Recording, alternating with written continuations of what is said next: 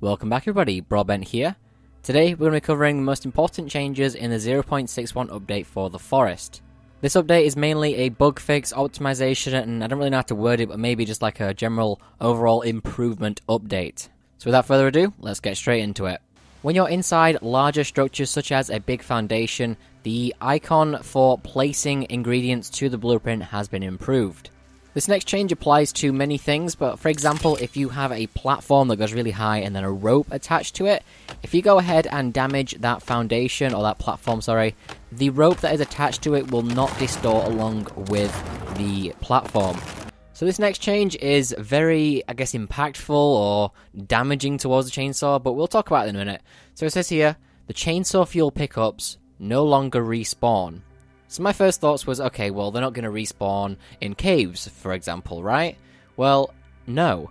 I went ahead and went to one of the tent locations, picked up some chainsaw fuel, I saved the game, I exited the game, and when I came back in, the fuel wasn't there. So that means that the fuel does not respawn at all.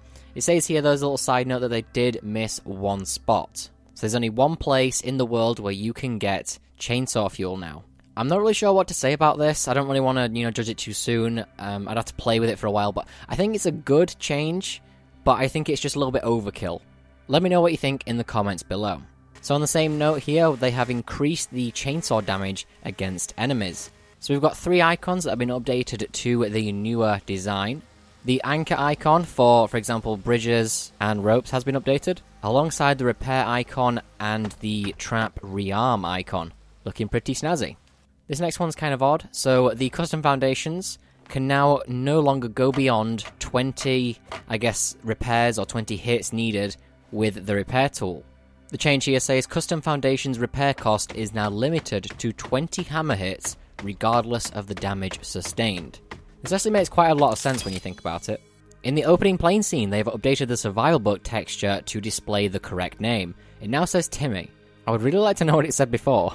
The enter and exit icon for cave entrances has been updated to match the newer design. So you remember how you used to press G, I think it was G anyway, and you put your weapon away, and it used to pick up, for example, the plane axe? Well, now it no longer does that. If you press the button, it will just go ahead and put away your weapons. You no longer have to press the same button 3 times to equip nothing. Very nice indeed.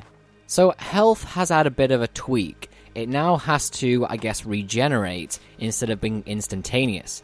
So for example, if you're in combat, you go ahead and take some meds. Usually that would instantly increase your health back to max. Well, now what it will do is it will allow your health to regenerate to the top. So essentially what it's doing is just after you get hit, your max health will go down, and then it will increase once you take meds. In normal mode, the regeneration rate is at 5 HP per second. However, in hard mode, it's 0.5 per second, which is an incredible range, I guess, there. It's very odd. I'm looking forward to trying out both of those. The wall planter, wall weapon rack, head trophy, ceiling skull lamp, wooden bench, and sap collector will now turn red when you cannot place them in that location. The houseboat will now save HP. I'm pretty sure that means if you go ahead and do a lot of damage to it, save, exit, and reload, it will have saved the health of the boat. I don't know, kind of confused me a little bit, that one, not sure why. The drying rack will no longer leave the icons visible if you destroy it while looking at it. Standing fires now have collision. The bed, chair, and table will now make wood sounds when you walk over them. Enemies will no longer spawn in the sinkhole if you are on peaceful mode. If you've got an enemy subject to torture in a trap, and you go ahead to destroy the trap, it will now drop to the ground. Previously, they would just float. The most obvious change in this update is going to be the title screen, options, and pause menu designs. Now I want you guys to go and let me know what you think to this new design in the comments below. Personally, I'm not going to judge it too hard yet. I feel like there's stuff that I would definitely change straight away. But I'm just going to leave it settle for a little bit, allow them to work on it and process it. But overall, I do prefer this layout to the last one. Alright everyone, so that sums up the most important changes for this update. There is quite a lot that I've missed out. I've probably covered only half of it. That's because I just thought they were too minor of changes. If you want to go and check out the full change log, the link is in the description. Thanks for watching everyone, and I'll catch you in the next video.